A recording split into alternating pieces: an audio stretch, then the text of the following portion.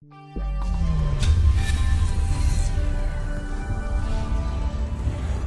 our next section, we're going to talk about why routing loops can occur in the first place. We're going to talk specifically about what are the differences between control plane loops and data plane loops, and then talk about differences between looping based on metric and based on administrative distance, and then look at what are some of the tools that we can use in order to identify where the loops are in the network, why are they occurring, so is it based on the control plane or the data plane? And then ultimately that's going to lead us to the final resolution of how do we fix the ultimate problem. So the first and foremost, why a routing loop happens is that, as I mentioned, when we're doing redistribution from one protocol into another, we're losing end-to-end visibility of the network. Where in the case of OSPF, devices within our area, we're able to compute a shortest path tree to them by using the SPF algorithm. Or in the case of EHRP, we can guarantee the network is loop-free by using the diffusing updates and then using the feasibility condition. But since when we're transferring the information between the protocols, these calculations are not compatible with each other, then OSPF is not going to be able to guarantee that EHRP is giving us a loop-free path, or vice versa.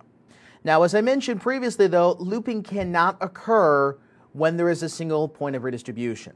The internal routing process already takes care of this.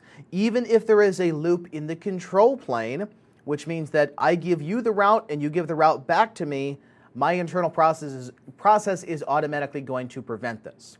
The only case where we really need to think about problems with redistribution is where there are multiple points of redistribution and potentially when there are multiple meeting points of the same protocol.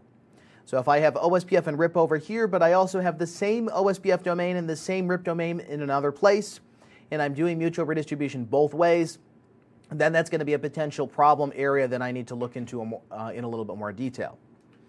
Now again, it's not to say that that problem is always going to happen, and it's very difficult to apply general rules onto this. So we need to talk about then, why can the loop even occur to begin with?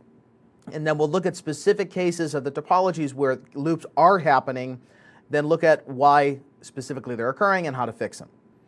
Now, in general, as I mentioned, there's two different ways that this could cause a problem. So why does the loop form?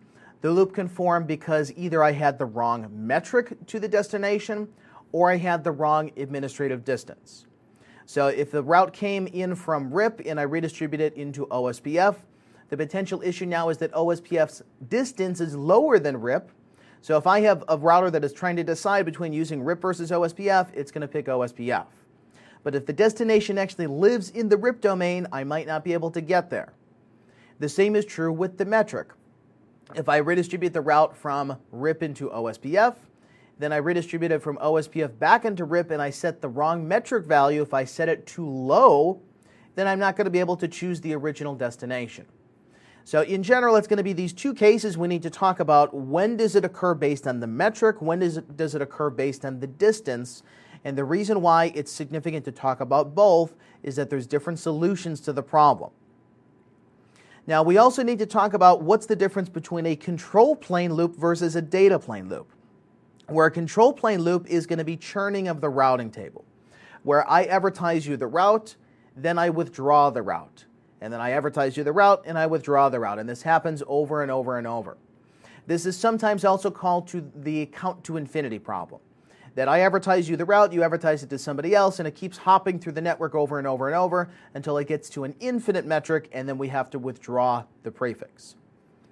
Now, what's interesting about the control plane loops is that the end result of this might be partial reachability. So we may be able to reach the destination sometimes, but not other times, so it makes it difficult to track down. In a real design, what the end result of this is going to be is partial packet loss. That maybe you have 98% packet reachability to the destination, 2% of the time something is wrong in the control plane, and it makes it that much harder to track that problem down. Because if it's not happening all of the time, you have to be looking at the network at the exact moment that the state of the control plane is wrong in order to track the problem a little bit further.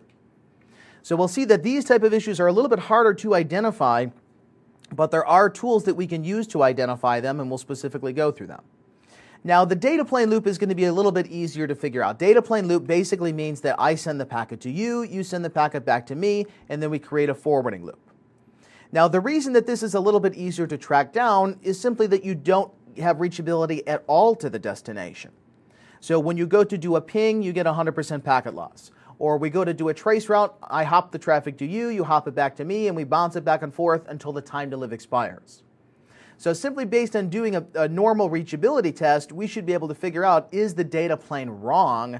Is it choosing the wrong interface to actually route the packet?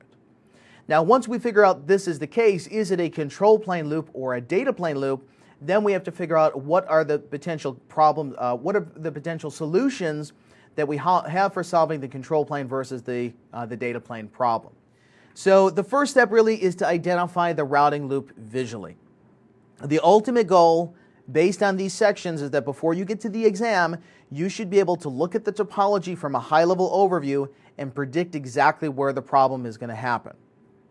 Now, there are tools that we can use, for example, using TCL to run through ping scripts, or looking at the debugs, looking at the traces, but the issue is that generally that's going to take much longer versus being able to predict, I know how the routing process works, I know that when you run into this particular case, you're going from a high distance to a low distance and then back, that's going to be a problem area.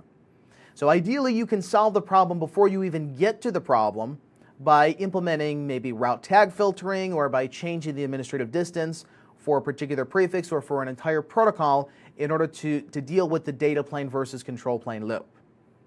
But we're going to spend a lot of today talking about what are the tools that we can use, because we're going to assume that we can't predict what the problem is to begin with. If I tell you what the problem is, it's basically just solving the issue to begin with. Now, the first of these tools we talked about previously in other sections, and we're not going to go through tons of examples of this because TCL is a full programming language, the tool command language. 99% of the functionality is going to be outside of our scope. The case that we're using for it is just the automation of ping scripts. So if you want more information on this, you can see the TCL documentation. There's also a Cisco Press book here that's TCL scripting for Cisco iOS, but at our level, they're not requiring us to program the routers to send an email if some sort of condition occurs. So there's lots of flexibility that you can do with TCL. You can call a TCL script through an EEM script, through an EEM applet. So basically anything that you can do manually on the router, you could automate it to do the same thing. You could say, I want to have this script to check the routing table, and then if the metric goes above this particular value, I want you to go into global config and shut this interface down, and then send me a text message in order to tell me about it. So you can get really, really granular for this, but again, 99% of this is going to be outside of our scope. Here we have a very basic example of a ping script. First thing we do is to start the TCL shell. We define a variable. In this case, the variable is x, and we're defining a for loop. The for loop is saying that in this variable x, the x is basically an array. The array is existing of multiple values, so it has 3 different addresses, 1, 2, 3, 4, 5, 6, 7, 8, 9, 10, 11, 12. Then we're going to run the exec command ping, and we're going to ping whatever the variable is. So it's basically saying that x has 3 values. There's x0, x1, and x2, and then we're going to ping x0. We're going to ping x1, ping x2. So however many addresses that you want to put in there, of course you can write this to be more complicated logic, but at least within our scope, you don't need to spend an hour programming a TCL script in order to test reachability in the network. Now, there are some cases where you might want to do this in your studies, and I'll post some examples of some scripts that I've previously written in the past. And to tell you the truth, I'm not really that great with TCL. I'm not really a programmer by trade, but if you just kind of through the process of elimination, play around with the scripting, you can see that you can do some interesting things with it, because you could say maybe run the ping script and then give me a report of what's reachable and what's not. But for most examples, we're just going to use something that looks like this. It's very straightforward. But the issue here is that there's no real good documentation on this within our scope, because Cisco's assuming that if you want documentation on TCL, you're going to go to the TCL site, because the only thing they're doing is just basically including their whole code base inside of iOS. And with any programming language, of course, the syntax has to be exact. That if you close a brace when you were supposed to close a parenthesis, or you miss a close brace, or you miss a carriage return, then it's not going to accept the script. So this point, unfortunately, you do have to memorize. If you want to use the TCL script, you need to know exactly what the syntax of the parser is. Now, there also used to be an interesting problem that they fixed in newer versions, that once you invoked the TCL parser, it was then processed before the iOS parser. But the issue is that there's some commands in TCL that overlap with iOS commands. So you ran into this interesting problem where maybe you started TCL and then you forgot about TCL and you went to global config. In global config, we created a route map and we issue the command set local preference 1234. Well, the set command is also a command in TCL. It's to instantiate a variable, like set x equals 1. But in our case, we're trying to use it for the iOS command to set the local preference, which is an attributed BGP. The issue was that the TCL parser happened first. It never got passed to iOS, and then the config doesn't actually take.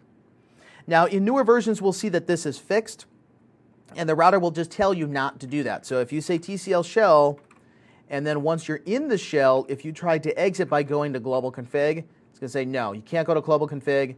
If you want to run a command in global config, you need to use the iOS config command, or you need to TCL quit, and then you can go to global config. So as a general rule, once you're done with the shell, either simply exit out of the shell or say TCL quit. And you can see it based on the mode of the router. It's going to say TCL in parentheses.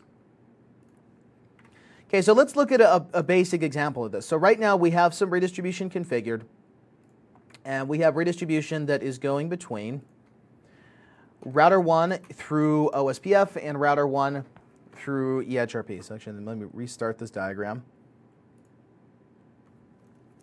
So right now we're going both ways just on a single point. We're going from OSPF into EHRP on router 1, and we're going EHRP into OSPF. So in order to test if this is actually going to work, I need to figure out what are the addresses that I need to test reachability to. Now, also one of the interesting cases we could see here is that I might be able to ping from router 1 to router 5, but it might depend on what I'm sourcing the packet from. Because remember that when the router generates a packet in the control plane, it first looks at the routing table to say, what's my outgoing interface to the destination? So if router 1 routes to router 5 directly connected, the source of the IP packet is going to be whatever the IP is on that link. But we could run into a case where maybe router 5 does not have a route to this link of 1, but it does have a route to this. It would then look like when we're doing the connectivity testing that everything is fine from 1's point of view. But it's not until we either source the packet off this interface in ping 5, or if we were to ping from 5 to that particular interface, then we would see the problem manifest itself. So in reality, in order to test all cases of these, you would have to take every single source, every single destination, and then run through them individually, where router 1 pings 5 from the link, it pings it from the loopback, it pings it from the other link. But most of the time, that's going to be way too time-consuming to do. So for most of our cases, we're just going to pick the directly connected links and see in general, is there reachability? Because I'm going to assume that if I can get packets from 9 to 10, this should also mean that 7 knows how to reach 10, and that 6 and 4 knows how to reach 10. Because if we're doing our routing based on the destination and everyone is making an independent decision along the way, if I can get through you, it means that you should be able to get there. But there are cases where that's not 100% true. If we're doing some sort of tunneling, whether it's GRE, IP and IP, MPLS tunneling, I might be able to route through you, but you might not be able to source a packet. Or maybe your prefix is suppressed from the OSPF database, where it's filtered out from the EHRP topology, where I could ping through you, but you might not be able to ping there. So really the moral of the story here is that you really do need to test this from every device in order to make sure that the reachability is there. With some sort of script I would recommend personally, simply because it's going to take too long otherwise in order to do this manually. So you could just run the script on all the routers and then come back a couple minutes later and see what the end result of it was. Okay, so let's look at then how do we specifically generate the script. And the first thing that we're going to do is on all of the routers, look at the show IP alias. What show IP alias is going to give us is basically what are all the IPs that the router is proxying for? Or in other words, what is the local control plane listening for? If someone sends a packet to 150.111, that means it's for router 1. So the packet comes in, it has to be process switched, it goes to the CPU figures out what to do with it. These specifically are the addresses that we want to test. Because in our particular case, there's not really applications end-to-end. It's that we're looking at the connectivity between the nodes in the topology, between the routers. So I'm going to take this here and we're going to start to build a list of what are all the addresses. So on router 1, we have these addresses here. And we're just going to go down the line and do this on everybody.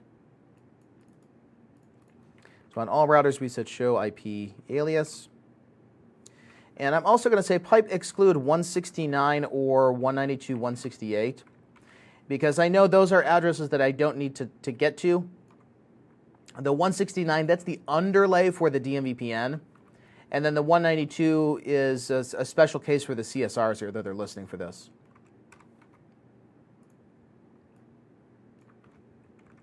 Okay, so once we have this built, then we can use this script basically for the rest of the examples to test all of our reachability. Okay, also in your terminal software here, you notice that I'm selecting it based on the column. You could do this by holding down Alt, the Alt key in Windows, and I want to say it's the Command key in Mac. I'm not 100% sure, but there's some command option or command key in Mac that does the same thing, that lets you select it based on the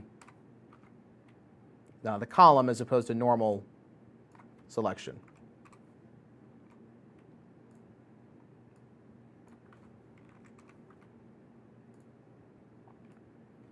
Okay, so now we have our total list of addresses.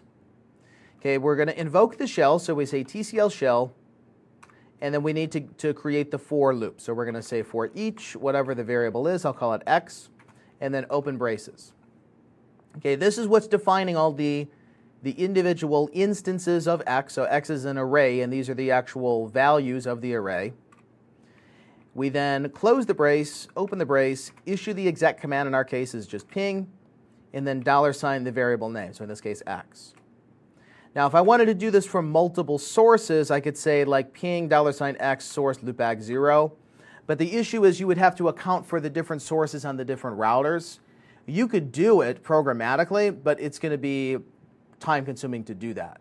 So you could like say this to do the script, go to exec, say in a show IP interface brief, look at the commands look at the interfaces that don't have unassigned addresses, store those in a variable, then run through the script, ping all the destinations, then vary the source based on what you found were the interfaces, and then keep recursing. So you technically can do it. I mean, you could do whatever you want through TCL because it's a full scripting language. But again, it's going to be outside of our scope. So we're going to look at just the basic pings. Okay, so let's see where we stand now. So let's go to all of the routers, make sure that we're in exec mode everywhere. And then we're going to just paste the script in. Okay, I'm pasting it to every router at the same time. Normally, you would need to paste it to the individual addresses. Okay, so we can see that there are some reachability issues to begin with. But right now, we're not going to track these down because we're not yet looking at one of the problem cases. I'm just showing you guys that this is how you can use the script if you want to. For the problem cases, we're going to load separate sets of initial configs and then walk through those. So again, within the scope of the lab, you do have access to Notepad, the Windows Notepad. So you can just build the script once, and then you could use it for all of the rest of the devices. So I'll go ahead and save this here in the file share if you guys want to use this for the examples now. If you're following along, then you can use this TCL script in order to test your own results. Okay, so it's in that file share under redistribution TCL script. Okay, questions up to this point on what could the problems be? So again, in general, there's two problem cases. Either the metric is wrong or the distance is wrong. Which one it is going to have an effect on whether it's a control plane loop or whether it's a data plane loop. The control plane loops, again, will normally be easier to track down because the route is flapping. It's in the table, it's not in the table. Or it's in this interface, then it's in that interface. You go to send a ping, the issue is that the ping might go through, but only when you're looking at it at a specific time.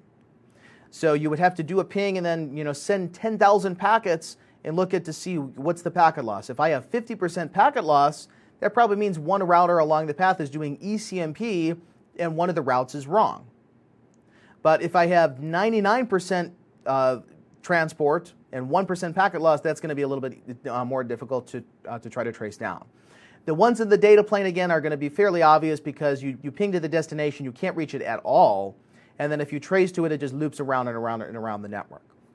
But the control plane process, and I think I said easier, it's actually going to be more difficult to track down the control plane loop versus the data plane loop.